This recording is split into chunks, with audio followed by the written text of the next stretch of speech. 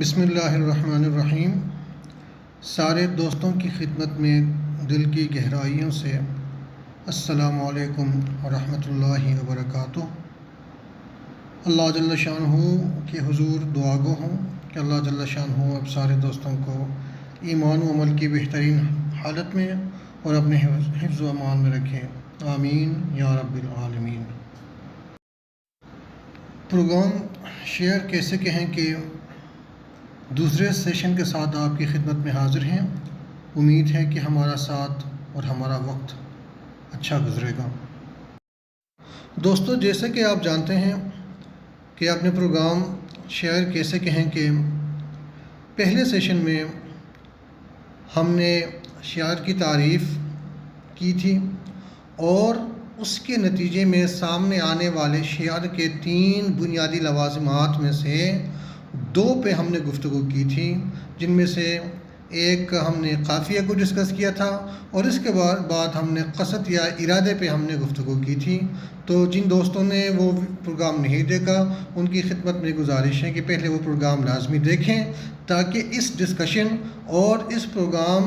کو دیکھنے اور سمجھنے میں ہمیں آسانی ہو۔ تو دوستو، آج ہم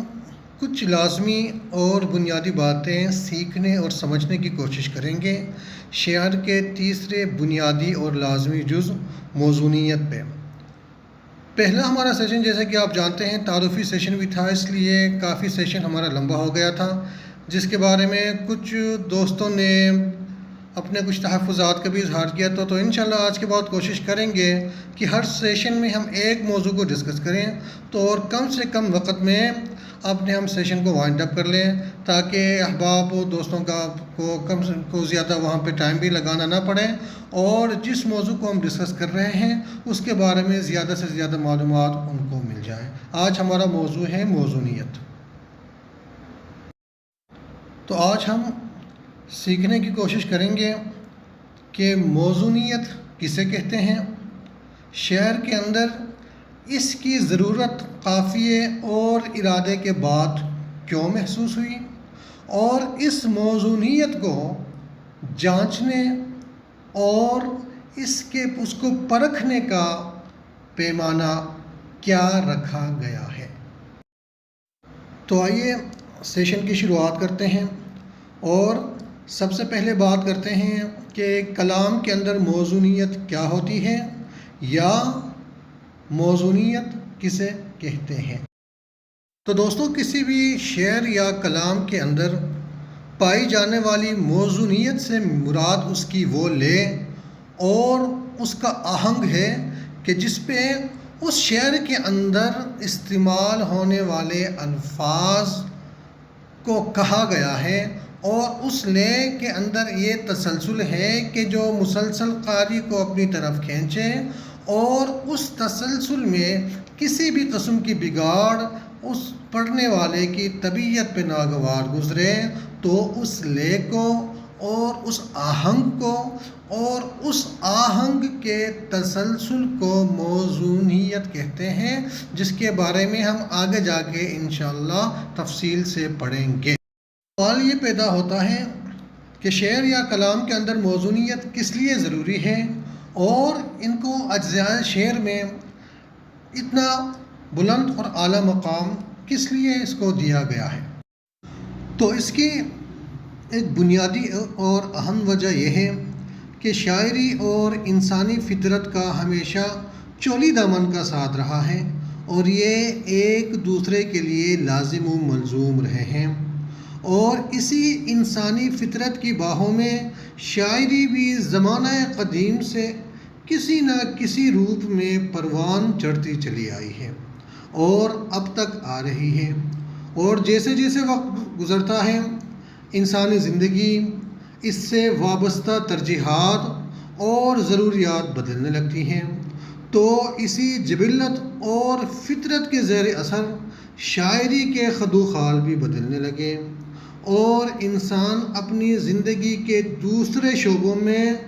وقت کے ساتھ ترقی کرتا گیا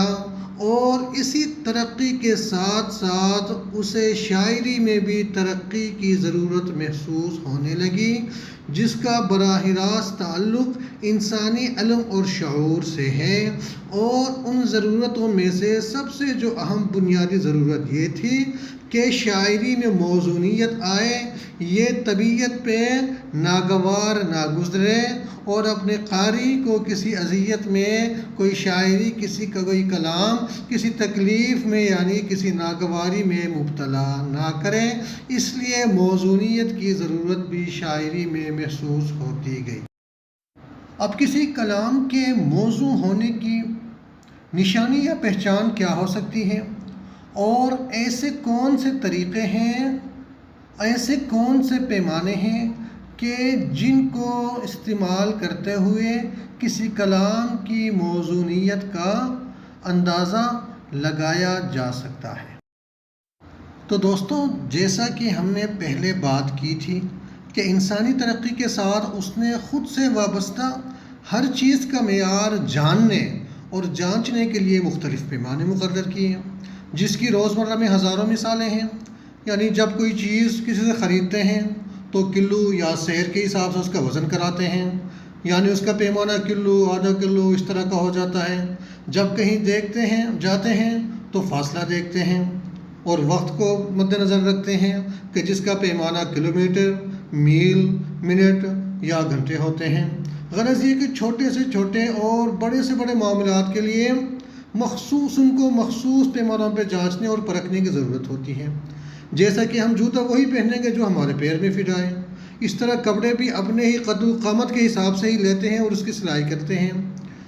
یعنی کسی بھی پیمانے میں بگاڑ اس کے معیار کو متاثر کرتا ہے۔ چائے میں چینی کم ہو، ہمارے مقررہ پیمانے سے کم ہو تو وہ پھیکی بن جائے گی۔ سالن میں مسالے نہ ہوں تو وہ بدمزہ ہو جاتا ہے، کیونکہ ہر چیز کے پیچھے اس کی اجزائے ترکیبی کی خاص ترتیب اور مقدار ہوتی ہے کہ جو اس کے معیاری ہونے یا نہ ہونے کا فیصلہ کرتی ہے۔ غرض یہ کہ انسان نے خود سے اور اپنی زندگی سے وابستہ ہر چیز کا معیار جانچنے اور معلوم کرنے کے لیے پیمانہ رکھا ہوا ہے۔ تو جیسے کہ پہلے بھی کہا کہ شاعری بھی اور انسان بھی لازم و ملزوم ہیں۔ کوئی شاعری کرتا ہے، کوئی شاعری پڑھتا ہے، تو اس کے اندر بھی جو موزونیت کا جو اس نے ایک معیار رکھا ہے، اس کو بھی پرکھنے کے لیے، اس پہ بھی شعر کو یا کلام کو پورا اترنے کے لیے اس کے لیے بھی ایک خاص پیمانہ رکھا گیا ہے۔ اور اس پیمانے کی روح سے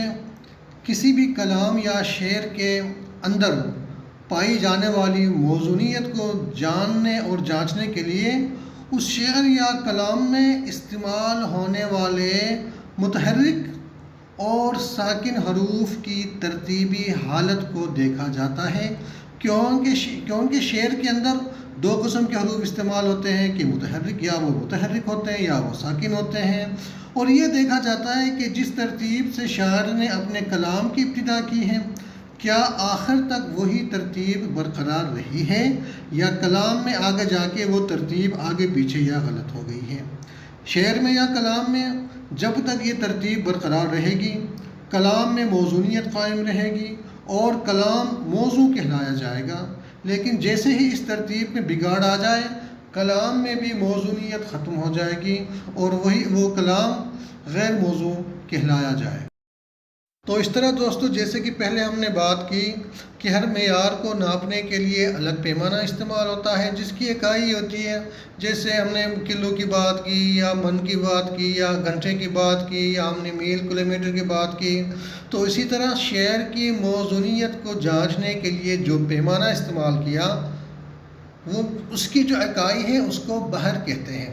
یعنی اس پیمانے کو بحر کے نام سے جانچا اور ناپا یا جاننا جاتا ہے۔ کچھ یار لوگ اسے وزن بھی کہتے ہیں، لیکن وزن اور بحر میں کچھ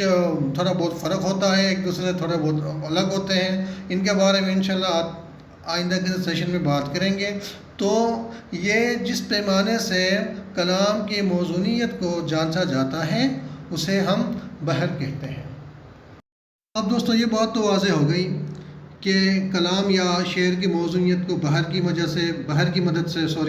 جانچا اور پرکھا جاتا ہے۔ اب کون سے کلام کو یا کس شعر کو ہم کس بحر کا استعمال کرتے ہوئے کسی شعر کی موزونیت کو جانچیں، اس کا علم ہمیں علم عروض سے ملتا ہے کہ جس کے بارے میں انشاءاللہ العزیز ہم اگلے سیشن میں بنیادی باتیں کریں گے اور آگے جا کے اس کے بارے میں تفصیل سے پڑھیں گے اور سیکھنے کی کوشش کریں گے۔ تو ہمارا آج کا سیشن یہاں پہ ختم ہوتا ہے، تب تک کے لیے ہمیں اجازت دیجیے۔ اپنا ڈھیر سارا خیال رکھیے، اپنے لیے، اپنوں کے لیے اور خود سے وابستہ لوگوں کے لیے۔ اللہ حافظ۔ السلام علیکم ورحمۃ اللہ وبرکاتہ۔